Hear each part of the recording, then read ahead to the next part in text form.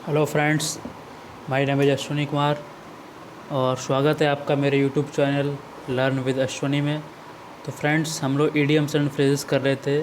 उसके 7 lectures already complete हो चुके हैं। उसका ये 8वां लेक्चर है और इस लेक्चर को जो इसमें मैंने क्वेश्चंस लिए हुए हैं सारे एमसीक्यू फॉर्म में लिए हैं, जिससे कि आपकी प्रैक्टिस भी हो जाएगी। तो जो फ्रेंड्स एसएससी की तैयारी या फिर एसएससी के रिलेटेड और भी अन्य एग्ज़ाम्स होते हैं और उसके अलावा सीडीएस हो गया आपका और एफकेट हो गया, इन सब की तैयारी कर रहे हैं, उनके लिए काफ़ी ये बेनिफिशियल साबित होंगे जो ईडीएम्स एंड फ्रेजेस जो मैं करा रहा हूँ। तो आइए फ्रेंड्स, देखते हैं अपना पहला ईडीएम। और फ्रेंड्स, जो मैं जिस तरीके से ईडीएम्स बता रहा हूँ तो आप लोग इफ़ेक्टिव तरीके से, मोस्ट इफ़ेक्टिव तरीके से इस ईडीएम को तब सीखेंगे जैसे कि मैं जो भी कोई ईडीएम स्क्रीन पर आ रहा है तो पहले क्या करिए, आप इसको पॉज करिए, खुद से ट्राई करने की कोशिश कीजिए कि इन 4 ऑप्शन में से कौन सा ऑप्शन बेस्ट होगा। उसके बाद फिर वीडियो को रिज्यूम करके फिर आगे से देखिए कि आपने जो सोचा तो सही था कि नहीं। इस तरीके से आप इफ़ेक्टिव तरीके से सीखेंगे।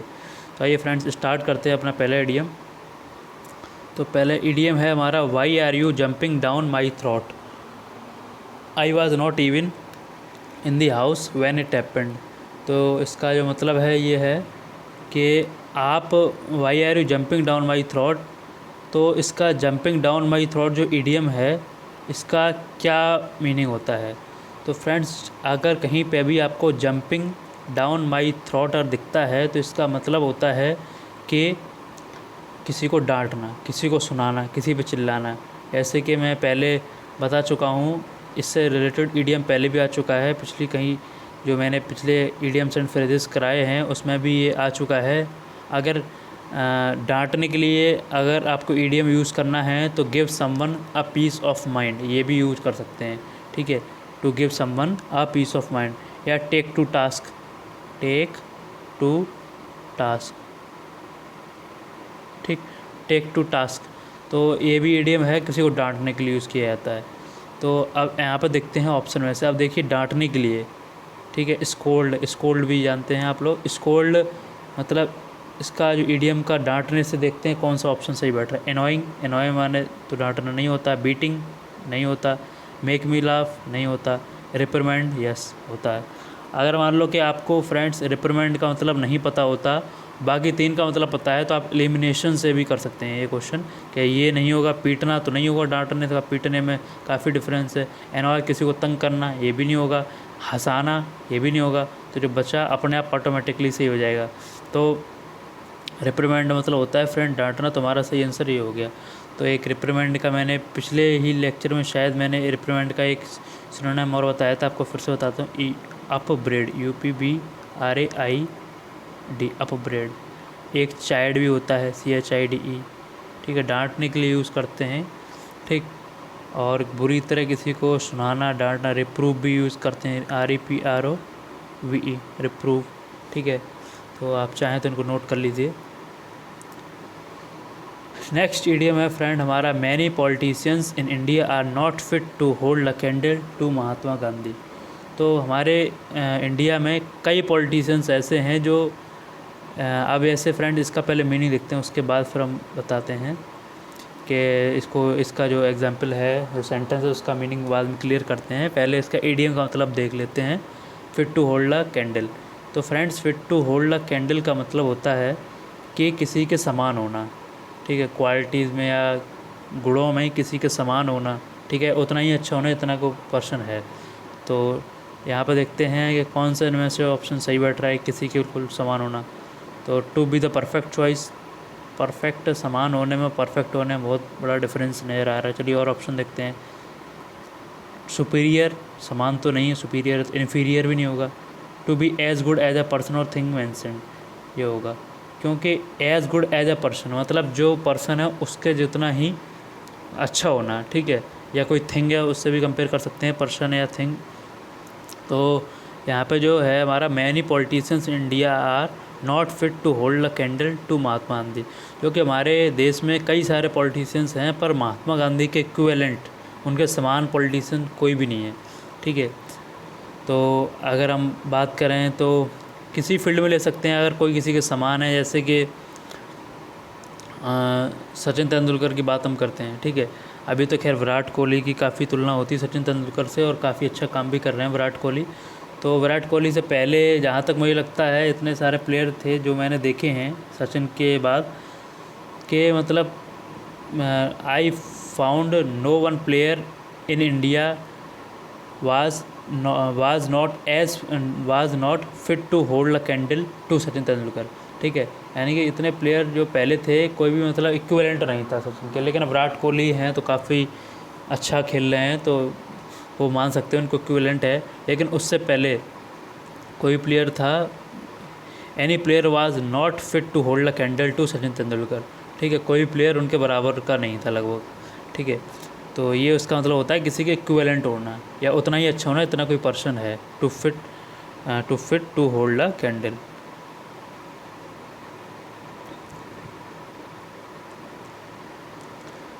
The construction remains unfinished and the workers have let the grass grow under 1 feet, ठीक है। Let the grass grow under 1 feet का मतलब फ्रेंड्स होता है कि मतलब कुछ ना करना, इनएक्टिव रहना, ठीक है। कुछ ना काम करना, जो हो रहा होने दो, एकदम इनएक्टिव पैसिव मोड में रहना, ठीक है। तो पहले देखते हैं इसका क्या ईडीएम का क्या इसमें आंसर में से कौन सा सही है, कि मतलब इनएक्टिव जो सीधे सीधे दिया है to be inactive, put your best effort, ये भी नहीं होगा, ये कोई नहीं होगा, ठीक है। तो अब जैसे कि एग्जांपल है, construction remains unfinished and the workers have let the grass grow under their feet. तो कंस्ट्रक्शन था मतलब वो पूरा नहीं हुआ, अनफिनिश्ड रहा, और वर्कर्स इनएक्टिव रहे, उन्होंने काम किए ही नहीं, ठीक है। इसका ये मतलब होता है कि to let the grass grow under any 1 feet या देयर फीट, यहाँ पर देयर के साथ कुछ भी ला सकते हो, 1 feet, तो उसका मतलब होता है to be inactive. He left the India for good. For good का फ्रेंड्स मतलब होता है टेम्परली नहीं होता है। फॉर गुड का मतलब होता है हमेशा के लिए, टेम्परली गलत, इमीडिएटली गलत, परमानेंटली सही, अर्जेंटली गलत, ठीक है। परमानेंटली मतलब हो गया हमेशा के लिए, फॉर एवर, ठीक। His success in the exam last exam is nothing but a flash in the pan. अब फ्लैश इन द पेन का मतलब होता है फ्रेंड सडन सक्सेस, ठीक है, अनएक्सपेक्टेड, इसकी उम्मीद ना हो। एक वर्ड होता है शायद आप जानते हो, wind fall, WINDFALL। Wind fall का मतलब भी ये होता है फ्लैश इन द पैन, ऐसी चीज़, ऐसी सक्सेस जिसकी आपको उम्मीद ना हो, अनएक्सपेक्टेड हो, जैसे जैसे किसी की लॉटरी लग गई हो, ठीक है। तो विंड फॉल यही होता है, अनएक्सपेक्टेड गेन, अनएक्सपेक्टेड प्रॉफिट। यहाँ देखते हैं अब यहाँ पे फ्लैश इन द पेन का मतलब देखते हैं, एन एक्सपेक्टेड ट्रिम्फ, नहीं, एक्सपेक्टेड तो होता ही नहीं है, गलत हो गया। फाइनल ट्रिम्फ, ये भी नहीं, यानी आखिरी जीत। और एन अनएक्सपेक्टेड ट्रिम्फ, यस सही है, मतलब ऐसी जीत जो अनएक्सपेक्टेड हो, ऐसा प्रॉफिट जो अनएक्सपेक्टेड हो। और डिजायर्ड, ये भी गलत, ठीक है। तो हमारे इसका मतलब हो गया अ फ्लैश इन द पैन मतलब सडन सक्सेस या unexpected success, unexpected triumph. Triumph मतलब होता है जीत, ठीक है, विक्ट्री बोल सकते हैं हम लोग इसको। Catch the tartar. Catch the tartar का मतलब होता है फ्रेंड मतलब जैसे कि आपका किसी ऐसे पर्सन या फिर थिंग से सामना होना जो कि मतलब आप जिससे उम्मीद कर रहे हो कि उतना मजबूत नहीं होगा, ठीक है, पर उससे आपकी सोच से कहीं ज़्यादा आगे निकल जाए वो, ठीक है। जैसे एग्जांपल पहले ऑप्शन देखते हैं, to trap a wanted criminal, गलत है, मैं क्रिमिनल से कोई मतलब नहीं है। To encounter a formidable and troublesome person या अपोनेंट, ये हमारा सही आंसर है। मतलब फॉर्मिडेबल का मतलब होता है फ्रेंड मतलब काफ़ी डिफ़िकल्ट हो जिससे डील करना, ठीक है, डिफ़िकल्ट टू डील विद, ठीक है, क्वाइट वेरी इंप्रेसिव हो। आपने मतलब ऐसे एग्जांपल लेते हैं, आप मतलब 3-4 लोग खड़े हैं, आप आपस में चर्चा कर रहे हैं, डिस्कशन कर रहे हैं, ठीक है, तभी एक बंदा आता है, आपको लगता है मतलब काफ़ी सिंपल लुक्स के साथ, उसको देख के आपको लगता है रहे तो उसको कुछ इस बारे में पता ही नहीं होगा, टॉपिक के बारे में या फिर कोई भी चीज़ आप डिस्कशन कर रहे हैं, लेकिन जब उसने बोलना चालू किया, उसने अपनी राय रखनी चालू की आपके सामने, तो आपको लगा यार हमने तो उसको बहुत हल्के में ले लिया है, ये तो काफ़ी नॉलेजेबल बंदा है, इसको तो काफ़ी अच्छी नॉलेज है पर्टिकुलर टॉपिक की, काफ़ी अच्छे इसके आर्गूमेंट हैं, ठीक है। तो आपने उसको क्या किया, टेक फॉर ग्रांटेड कर लिया है, ठीक है, आपने उसको अंडर एस्टिमेट किया, ठीक है, तो वो क्या निकला, फॉर्मिडेबल मतलब डिफ़िकल्ट टू डील विद, ठीक है, क्वाइट इम्प्रेसिव, ट्रबलसम, ठीक है, आपने सोचा था उससे कहीं ज़्यादा आगे निकला, तो आपने क्या किया, you have caught a tartar, you have caught the tartar, ठीक है, तो encounter a formidable and troublesome person, ठीक है, to catch the tartar. To join issue with friend होता है किसी का साथ कॉपरेशन में काम करना, तो टू जॉइन इशू विद किसी के साथ अब कॉपरेशन में काम करना होता है तो उसके लिए यूज़ करते हैं, तो हमारा पहला इसमें ऑप्शन सही है, ठीक। To take one's hand to the plough, ठीक है friends, to take one's hand to the plough का मतलब होता है, प्लो वैसे होता है इसका मतलब जोतने के लिए भी यूज़ किया जाता है, और प्लो का मतलब होता है हल, आप लोग जानते होंगे फार्मर्स यूज़ करते हैं हल, तो वो भी होता है, तो मतलब to take one's hand to the plough का मतलब होता है, एक तरह से आप देखें तो उसको याद करने का तरीका बता रहा हूँ कि मतलब हल पे अपना हाथ रखना, ठीक है, यानी कि आप हल पे हाथ रख के क्या करेंगे, आप उसको यूज़ कर रहे हैं मान लो खेतों में, तो खेतों में हल चलाना, ठीक है, या किसान का काम करना, it not a easy task, okay, it is quite difficult task, तो आप अब ऑप्शन पे आते हैं, तो इसका मतलब भी यही होता है कि क्वाइट डिफ़िकल्ट टास्क जो भी होता है, to take one's hand to plough का मतलब होता है quite difficult task.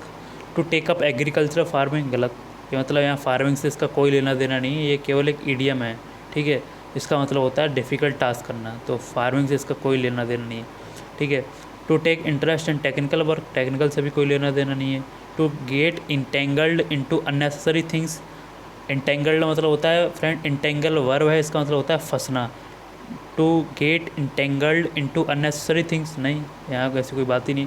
To take up an arduous task, तो फ्रेंड्स अर्डुअस का मतलब क्या होता है, वैसे आपको इसका मतलब पता है कि कठिन कार्य, तो आप 3 एलिमिनेट करके ये टिक मार सकते हैं, अगर आपको अर्डुअस का मतलब भी नहीं पता है तो, ठीक है, एलिमिनेशन प्रोसेस से आप ये कर सकते हैं। तो फ्रेंड्स वैसे अर्डुअस का मतलब होता है वेरी डिफ़िकल्ट, ठीक, अर्डुअस का मतलब होता है वेरी डिफ़िकल्ट, तो हमारा इसका ऑप्शन होगा दूसरा सही है, very difficult. To drive home, तो फ्रेंड्स टू ड्राइव होम का मतलब होता है किसी चीज़ पर जोर देना, ठीक है, तो ऑप्शन देखते हैं। टू रिस्टोर प्लेसिडिटी, ठीक है, प्लेसिडिटी फ्रेंड्स इसका मतलब होता है, मैंने पिछले लेक्चर में ही बताया है, एक था वर्ड सैंग फ्रॉड, SANGFROID, ठीक है, सैंग फ्रॉड एक वर्ड था, सैंग फ्रॉड का मतलब होता है कामनेस, ठीक है, सैंग फ्रॉड के साथ मैंने ट्रैंक्विलिटी बताया था, ठीक है, और इक्वेनिमिटी बताया था, तो ये जो सैंग फ्रॉड का मतलब कामनेस होता है, तो प्लेसिडिटी भी उसका ही सिनोनिम है, प्लेसिडिटी मतलब होता है स्टेट ऑफ कामनेस यानी शांति, ठीक है, तो प्लेसिडिटी, टू रिस्टोर प्लेसिडिटी, ठीक है, या प्लेसिडिटी को, शांति को पीस भी बोल सकते हैं, ठीक, तो आप आज शांति को रिस्टोर कर रहे हैं, तो एम्फेसाइज इसका मतलब ड्राइव होम का मतलब होता है कि जोर देना, ठीक है, तो प्लेसिडिटी शांति की तरफ आप जा रहे हैं, तो जोर देने से कोई मतलब नहीं है, गलत हो गया, ठीक है फ्रेंड्स। जोर देने के लिए वैसे आपको फ्रेंड्स पता है एम्फेसाइज होता है, तो ऑब्वियसली ये सही आंसर हो गया एम्फेसाइज, ठीक है, और देखते हैं हम। To return to place of rest, तो ये भी गलत है। To back to the original position, ये भी गलत है, ठीक है। टू एम्फेसाइज मतलब होता है जोर देना, तो इसका जो हमारा आंसर हो गया वो करेक्ट हो गया, to emphasize, to drive home का।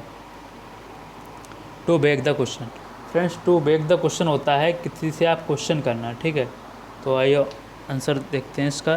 टू रिफ़र टू समथिंग, गलत, हम किसी से क्वेश्चन कर रहे हैं, ठीक है, हमसे क्वेश्चन कर रहे हैं, तो रिफ़र से तो कोई मतलब नहीं हो। To take for granted, to take for granted का मतलब होता है मतलब किसी को हल्के में लेना, या फिर अंडर एस्टिमेट, आपने सुना होगा एक मूवी में डायलॉग भी था, don't under estimate the power of a common man, तो अंडर एस्टिमेट मतलब होता है हल्के में लेना, कि पावर जो कॉमन मैन है, आम इंसान, a man in the street, तो उसकी आप पावर को हल्के मत लीजिए, ठीक है, तो टेक फॉर ग्रांटेड का मतलब होता है underestimate. To raise objection, ये भी होता है ऑब्जेक्शन करना, और देखते हैं टू क्रिटिसाइज, क्रिटिसाइज मतलब क्वेश्चन करना किसी को, ठीक है, उससे सवाल पूछना, तो क्रिटिसाइज तो उसका कहीं नहीं सही बैठ रहा है। टू रेज ऑब्जेक्शन इसका बेस्ट ऑप्शन बैठ रहा है, जो मोस्ट अप्रोप्रिएट आंसर होगा रेज ऑब्जेक्शन मतलब किसी पे ऑब्जेक्शन करना, किसी पे क्वेश्चन करना। टू बेग द क्वेश्चन का मतलब होता है to raise objections. In the blues, in the blues friends देख मतलब जब कोई दुखी अवस्था में होता है तो उसके लिए इन द ब्लूज़ की हम लोग यूज़ करते हैं ईडियम। तो आइए ऑप्शन देखते हैं। To be in good favour of someone, गलत। जब कोई दुखी है तो गुड फेवर में कैसे होगा? गुड फेवर मतलब किसी के मतलब किसी के साथ अच्छे संबंध होना, ठीक है, किसी के साथ अच्छे खास रिलेशन होना, तो होता है, कहते हैं हम लोग कि he is in good favour of that person. To be in blissful mood, अगर कोई यहाँ पर दुखी अवस्था में है, अनहैप्पी मूड में है, सैड मूड में है, तो ब्लिसफुल मतलब होता है हैप्पी, खुश। तो खुश कैसे हो सकता है वो? To be in low spirits, to be excited, excited भी नहीं होगा, अब एलिमिनेट हो गया, अपने आप हो गया। To be in low spirits. Friends to be in high spirits का मतलब होता है सुख ही होना, काफ़ी हैप्पी मूड में होना, काफ़ी ब्लिसफुल मूड में होना, ठीक है, हाई स्पिरिट्स। और लो स्पिरिट्स है तो इसका मतलब होता है अनहैप्पी मूड में होना, ठीक है। टू बी इन डोल ड्रम्स, एक ईडियम और है, DOLDRUMS, इन डोल ड्रम्स, ठीक। इन डोल ड्रम्स का मतलब होता है कि दुखी अवस्था में होना, ठीक है। To be in unhappy mood और स्टेट, ठीक है। तो हमारा आंसर हो गया to be in low spirits. Friends जो हमारा लास्ट ईडियम है इसका वो ये है, to prove a rift in the lute, ठीक है। The arrival of the mother in law in the family proved a rift in the lute. तो friends to prove a rift in the lute, इस idiom का मतलब होता है मतलब कुछ भी अच्छा साबित होना, ठीक है। मतलब किसी का अराइवल और प्रूव होता है रिफ्ट इन द ल्यूट, तो मतलब उसका अराइवल काफ़ी अच्छा प्लीजेंट साबित हुआ आपके लिए। तो आइए देखते हैं। ब्रॉट अबाउट डिसहारमोनी, गलत। डिसहारमोनी मतलब हारमोनी का अपोजिट है, हारमोनी मतलब होता है अच्छा, ठीक है, और डिसहारमोनी मतलब अपोजिट हो गया, ठीक। ब्रॉट अबाउट मतलब होता है ब्रिंग अबाउट। फ्रेंड्स एक फ्रेजल वर्ब है, ब्रिंग अबाउट, ठीक है। ब्रिंग अबाउट एक फ्रेजल वर्ब है, इसका मतलब होता है कॉज, जो कि ये दिया हुआ है कॉज, ठीक है, यहाँ से आप देख सकते हैं। तो ब्रिंग अबाउट मतलब कॉज्ड, ब्रिंग अबाउट मतलब कॉज्ड डिसहारमोनी, यानी कि इसका मतलब ये तो बिल्कुल नहीं होता है, मैंने बताया थोड़ा अच्छा कुछ हो उसके लिए यूज़ करते हैं, कुछ अच्छा संकेत होना। अननेसेसरी वरीज, ये भी नहीं हुआ। कॉज्ड प्लीजेंट एटमोसफियर, तुम्हारा थर्ड आंसर हो गया सही, कॉज्ड प्लीजेंट एटमोसफियर।